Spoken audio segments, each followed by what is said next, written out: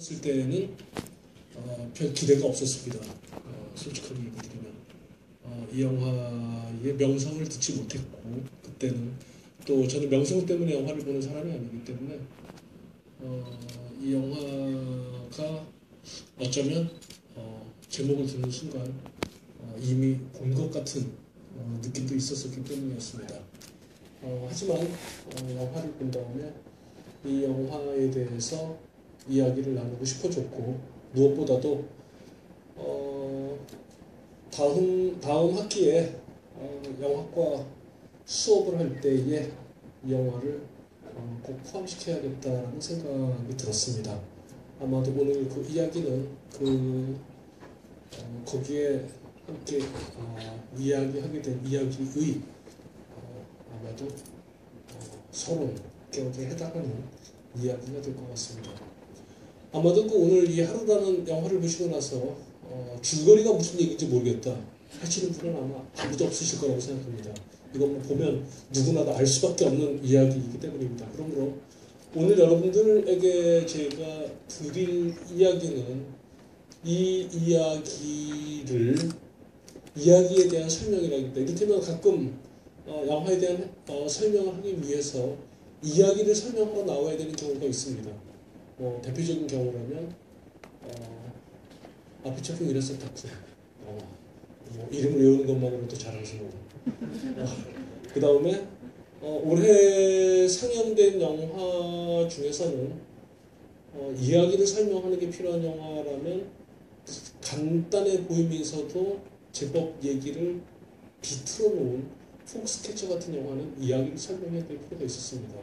하지만 이 영화는 이야기를 감상하는 법에 관한 이야기가 될 것 같습니다. 그러므로 오늘 이야기는 하루라는 영화의 이야기를 우리가 어떤 방식으로 볼 것인가에 관한 이야기가 될 것이고, 그렇기 때문에 오늘 제 얘기가 끝난 다음에 몇몇 대목에서 이야기가 진행되는 과정 속에서 영화에 관한 약간의 전문적인 용어가 나온다 할지라도 용서해 주시고, 물론 그 용어가 뭐 대단한 용어가 나오지는 않을 것이고, 거기에 대해서도 제가 설명을 덧붙이면서 진행하도록 하겠습니다.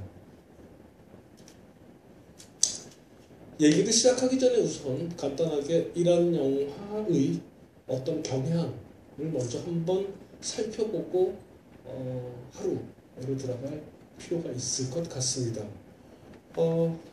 이란 영화가 처음으로 르네상스를 맞기 시작한 것은 한국에는 잘 알려져 있지 않긴 합니다만 1960년대 후반에서 1970년대에 걸쳐서 이란 문화 전체가 이란에서는 일종의 개방의 시기였었고, 그때 이란 영화가 꽃 피웠었던 것으로 알려져 있고, 그 70년대의 영화들이 서방 세계에 뒤늦게, 그러니까 키아로스탄 이후에 한참 지난 다음에야 비로소 알려지기 시작하면서 이란 영화가 단지 1990년대 이후에 우리에게 키아로스탄 이후에 영화가 알려진 것처럼 알려진 것이 아니라 그 이미 이전에 위대한 영화의 전통이 있었다는 것을 보여주었습니다.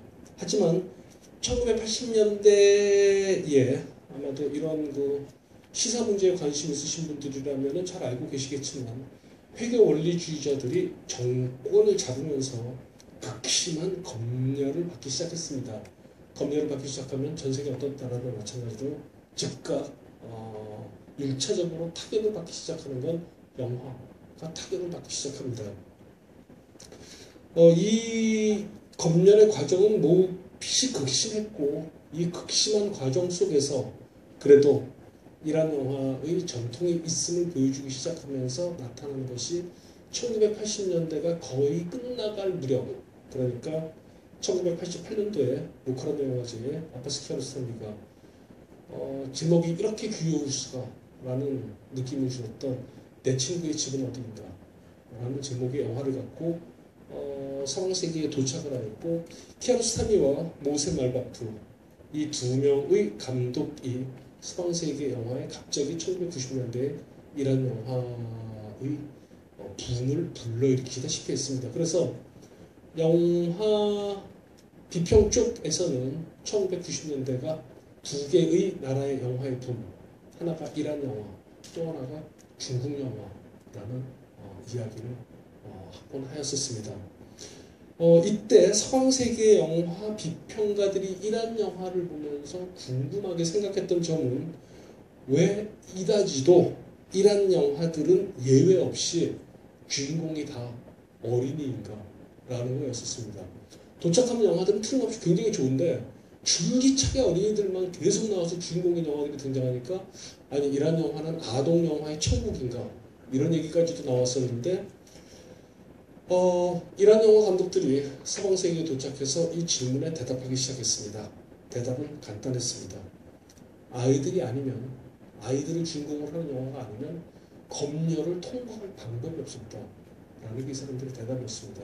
사회 문제를 조금만 건드리기만 해도 즉각적으로 그 영화는 이란 내에서 개봉이 금지되거나 아니면 감독에게 문제가 생기는 경우가 태반이었다는 얘기를 하기 시작했습니다. 상황을 바꿔놓은 것은 키아로스타미의 조감독이었었던 자파 파나히라는 감독이 아이를 주인공으로 영화를 찍기는 하였으나 이 아이가 주인공으로 등장하긴 합니다만 이 아이가 어른의 세계를 지나쳐 가거나 어른의 세계를 구경하기 시작하면서 자파 파나히의 영화가 어른의 세계를 영화 안으로 다시 끌어들이기 시작했습니다. 이 자파 파나히는 말하자면 이란 영화의 관심을 다시 사회 문제로 되돌려놓기 시작했습니다. 유감스럽지만 그 과정에서 자파 파나히는 탄압받기 시작했고 그리고 지금 현재는 이 감독은 가택 연금을 당해서 이 사람이 전 세계와 소통할 수 있는 유일한 방법은 트위터입니다. 그래서 여러분들께서 혹시 자파 파나히를 응원하고 싶으면 트위터에 들어가서 자파 파나히 치면 트위터 바로 뜹니다. 그러면 자택에서 계속해서 자기 통신을 올립니다. 자기가 어떻게 지금 자택이 연금되어 있고 자기는 어떤 활동을 하고 있거라는 계속 올리고 있습니다. 그리고 그 와중에도 자기 집에서 자기가 연금당에 살아가고 있는 모습을 스스로 셀프 카메라로 찍은 영화 이것은 영화가 아니다. This is not film 이라는 영화를 찍었고 이 영화는 명백히 걸작입니다. 이런 영화에서 이 하나의 경향을 먼저 여러분들이 떠올려 주시고 두 번째 이란 영화에서 새로운 상황이 시작된 것은 하루도 그렇습니다만 디지털 카메라였었습니다. 디지털 카메라가 등장하자 갑자기 이란 내에서 이제 거추장스럽게 무거운 필름 카메라를 버리고 작업 방식의 새로운 전술을 끌어들이기 시작했습니다.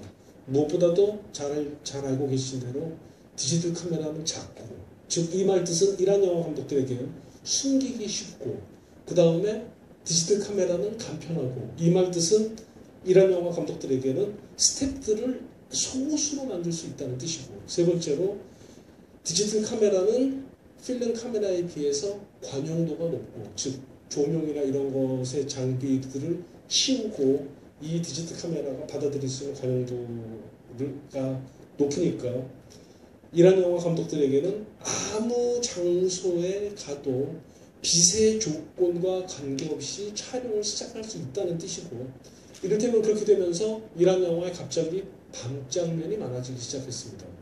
네 번째로 무엇보다도 필름을 쓰지 않아도 된다는 뜻은 이를테면 필름값 필름으로 찍어서 그것을 현상하고 이런 것이 경제적인 부담으로부터 디지털 카메라가 자유롭게 해방시켜서 이란 영화들로 하여금 자유롭게 거리의 영화를 찍는 것을 가능하도록 열어놓았습니다. 그 과정에서 키아로스타미가 어떤 의미에서는 디지털 영화에서 라스 폰 트리어보다 훨씬 더 혁명적인 영화 어쩌면 디지털 영화에서 어떤 분기점을 이룰 만한 영화라고 저는 생각합니다만 10이라는 영화를 찍었습니다. 숫자로 10이라는 영화인데 이 영화는 영화가 그냥 후반 거의 끝날 때 즈음을 제외하고 시종일관 택시 안에서 벌어집니다. 자, 우리가 떠오르는 게 있죠. 하루에서의 장면들이 떠오르죠. 이 영화는 그냥 택시에서만 계속 진행되고 택시에서 진행되는 이 이야기에서 키아루스타미는 택시에 올라타는 8명의 승객의 이야기들을 통해서 테헤란에서 마주치는 8개의 상황을 이 8명의 사람들의 이야기를 통하여 우리들로 하여금 반추하여 보도록 이끌어내고 있습니다.